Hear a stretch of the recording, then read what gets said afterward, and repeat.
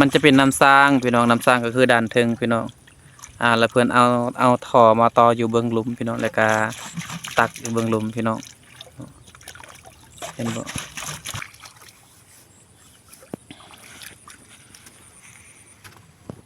ตัวนี้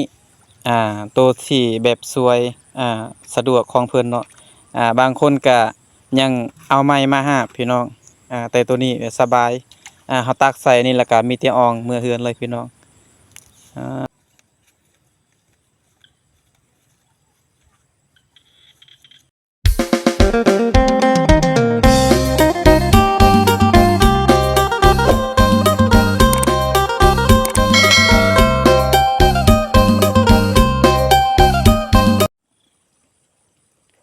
สบายดีพ่อแม่พี่น้องเบิดสุขสุขคนพี่น้อง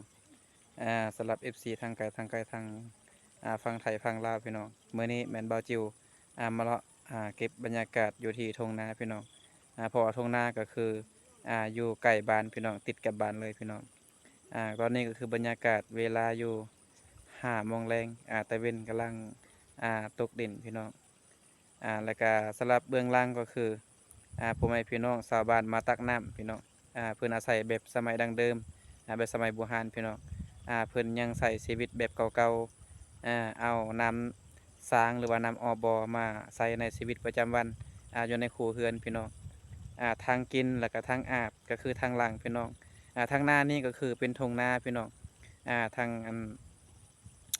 ทางนาบาจูก็มีทุ่งนาแล้วก็ขึ้นต่อไปก็มีบ้านบาจูพี่น้องเพราะว่าทุ่งนานี่ก็ติดกับบ้านพี่น้องบรรยากาศในตอนนี้เพราะว่าช่วงบางแล้วนี่เขาจะดำนาประมาณอยู่ช่วงเดือน7ตอนนี้ก็เดือน8เขากำลังขึ้นใหม่ๆพี่น้องเที่ยวงามธรรมศาสตร์บรรยากาศบ้านเฮายามแลงพี่น้องและเฮามาเบิ่งวิถีชีวิตของวิธีดำรงชีวิตของชนเผ่าตะโอยหรือว่าชนเผ่าบรูเขตบ้านต่างอะไรเมืองน้องแพงสวรรค์เขตพี่น้องก็คือใส่ชีวิตแบบดั้งเดิมเนาะกินน้ำมันดานบ่ได้เสียเงินพี่น้องซื้อจาก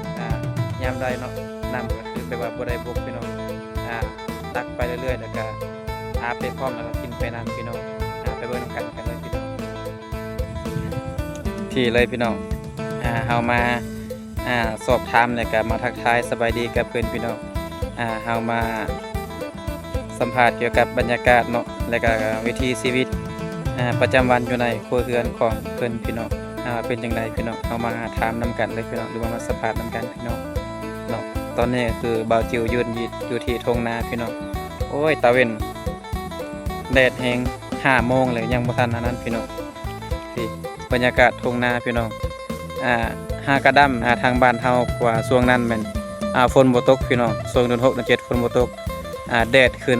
ก็เลยบ่ได้มีน้ำแล้วก็เฮาเฮ็ดบ่ทันฤดูพี่น้องตอนนั้นประมาณอยู่วันที่10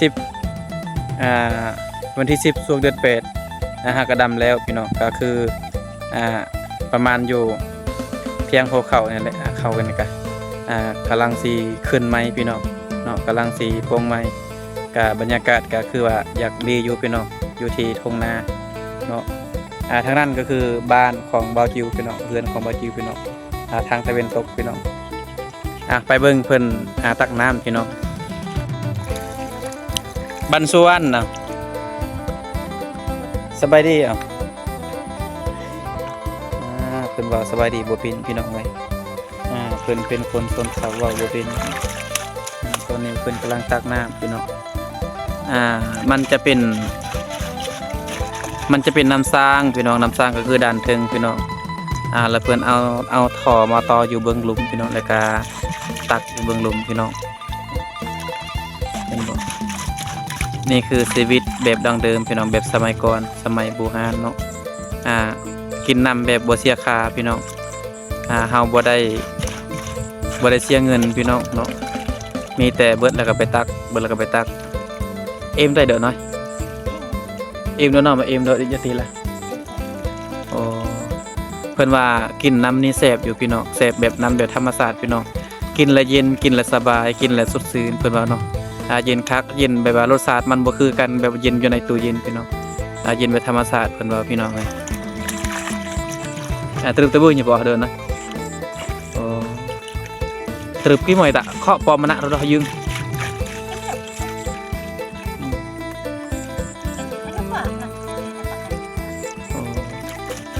เพิ่นเว้าว่าได้ไปตักเอาอันคู่มือพี่น้องทางเช้าและแรงพี่น้องเนาะทางเย็นแล้วก็ทางเช้าแล้วก็เย็นพี่น้องเพิ่นว่า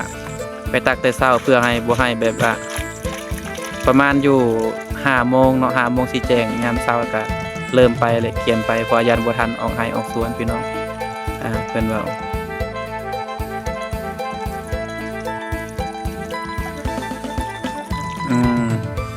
ทางนี้คือ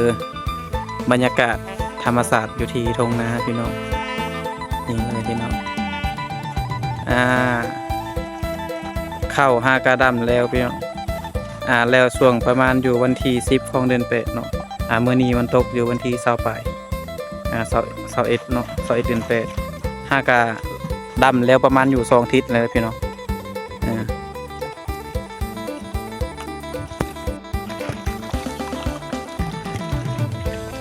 อยู่ทางนี้ก็คือทางปากทออยู่ข้างถึงพี่น้องเขาก็อนามัยดีอยู่พี่น้องเมื่อก่อนมีสาวอ้อยสาวจอยเนาะสาวน้อยเขาไปตักน้ำแล้วบ่าวจิ๋วบอกว่าหาแนวโต้งเนาะเฮ็ดกันโต้งไว้เฮามาโต้งเอาเหยื่อเนาะเพื่อสะอาดของน้ำอันนี้คือมีแต่ขี้เถ้าพี่น้องขี้เถ้าก็บ่ได้เป็นหยังเพราะว่าเขามีแนวกันโต้งเลยพี่น้องเขาเอาหมู่มาอันยังเอามุงเนาะขออภัยบ่ผิดเนาะเขาเอามุงมามัดใส่ปากทอเนาะแล้วก็เฮ็ดให้ขี้เหยื่อบ่หรือสั่งบ่มันบ่เข้าไปในมันบ่เสื่อมสูญไปในเนาะมันมีแนวกันตรงไว้เขาเพราะว่าเขาเอามุงตัวเขาอนามัยแล้วแบบว่าเขามัดมีหลายๆเทื่อเนาะแบบว่าบ่ให้ขี้เหยื่อเข้าไปในเนาะเข้าไปซึมไปในมีแต่น้ำล้วนๆเข้าไปในก็คือสะอาดเลยพี่น้องเนาะเพิ่นซะแบบสมัยก่อนพี่น้องเนาะน้ำนี้ก็บ่แม่นว่ามีแต่ครอบครัวเดียวเนาะเพราะว่าน้ำนี้เบิดคุมเลยพี่น้องเบิดคุมบ้านเฮาเบิดครึ่งนึงพี่น้องครึ่งนึงเขาเจ้าบางคนบางครอบครัวเขามีเงินมีคำเขาก็ซื้อเอาแบบนำที่ผ่านอย.เนาะผ่านอนามัยเนาะนำแบบเขามาส่งจากเมืองเนาะเขาซื้อตุกนึง 8,000 กีบประมาณนี้พี่น้องแต่บางครอบครัวผู้ที่ขาดเคินเนาะผู้ที่ทุกข์ยากเนาะยังบ่ได้มีเงินคำมาซื้อเนาะเลยเขาเจ้ามาตักเอาน้ำตัวนี้พี่น้องบางครอบครัวตักแล้วก็มาต้มกินพี่น้องแต่บางครอบครัวก็ตักแล้วก็กินไปเลยแต่เฮามาทำเบิ่งเพิ่นเนาะว่าน้ำตัวนี้ตักแล้วกินไปเลยบ่หรือว่าเอาไว้ต้มเนาะอยากรู้ว่าต้มแล้วกินบ่เป็นหยังย่อเจ้าย่อเกียร์อันบ่กี่เด้อนะอย่าอึบเพิ่นหน่อยเก้โอ้เพิ่นว่าตักแล้วก็กินเลยพี่น้องกินแบบธรรมชาติพี่น้องเพิ่นว่าบ่ได้ต้มถ้ามีเวลาเนาะ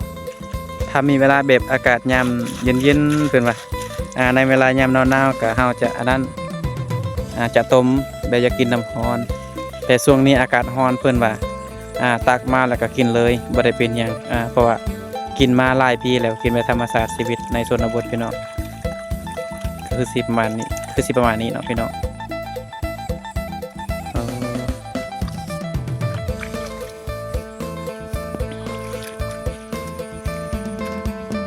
ตัวนี้ตัวที่แบบสวยสะดวกของเพิ่นเนาะบางคนก็ยังเอาไม้มาหาบพี่น้องแต่ตัวนี้สบายเฮาตักใส่นี่แล้วก็มีแต่อองเมื่อเฮือนเลยพี่น้องทุกชีวิตอยู่ในชนบทพี่น้องเฮ็ดให้สบายขึ้น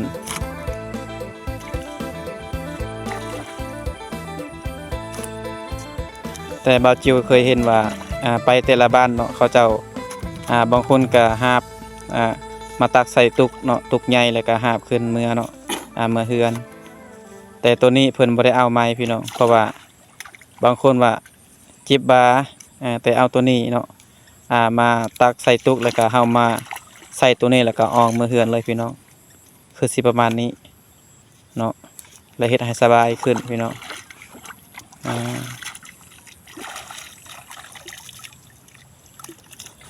สำหรับตอนนี้แม่นบ่าวจิวอยากลองเบิ่งว่ารสชาติของน้ำออกบ่อนี้อาจจะเป็นจังไดแซ่บบ่หรือว่าเป็นจังไดรสชาติของมันเฮาเอาตัวนี้เลยพี่น้องตัวนี้ก็คือตุกน้ำสะอาดแล้วเพิ่นตัดเอาครึ่งหนึงพี่น้องตัดเลยเพิ่นจะอันนั้นจะอันตักอยู่ในนี้พี่น้องลองเบิ่งพี่น้อง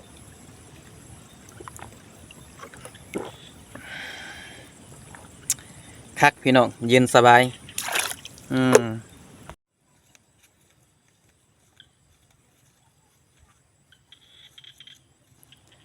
หลังจากเพิ่นตักน้ำเรียบร้อยพี่น้องเพิ่นกำลังเดินทางกลับบ้านกลับเฮือนพี่น้องอันนี้ก็คือเส้นทางกลับบ้านพี่น้องถูกคือสิประมาณนี้พี่น้องมาตักผู้เดียวซ้ำเจ้าสลับอันบรรยากาศบ้านเฮาก็คือได้เพียงซ้ำนี้พี่น้องเนาะเพราะว่าเบาจิวหากันมาแต่รวมแต่ห้องการศึกษาเมืองพี่น้องก็เลยมาคำมาบ่ทันแบบว่าเข้ามาตักช่วง3 โมง 4 โมงอาจจะลายเนาะพี่น้องประมาณอยู่เข้ามาเทื่อละ3เทื่อละ4เทื่อละ5ประมาณนี้นะพี่น้องแต่ว่าช่วงนี้5 โมงกายเลยพี่น้องแล้วก็เฮ็ดให้แบบว่าบ่มีไผมาตักต่อพี่น้องน้ำเนี่ยฮะถ้าว่าเฮาจะท่าจนฮอดค่ำก็คือสิบ่มีไผมาตักเลยพี่น้องฉะนั้นบาเจียวขออำลาพ่อแม่พี่น้องเนาะหรือว่า FC ทางไกลพี่น้องโดยเฉพาะก็คือพ่อแม่พี่น้องทางฝั่งไทยพี่น้องขอให้กำลังใจกดไลค์กดแชร์กดติดตามในเด้อสำหรับพ่อแม่พี่น้องเนาะFC วัสคูสักคนเพื่อสร้างความกำลังใจของบาจิวผู้เฮ็ดคลิปพี่น้องบ๊ายบายสำหรับมื้อหน้าพบกันใหม่พี่น้อง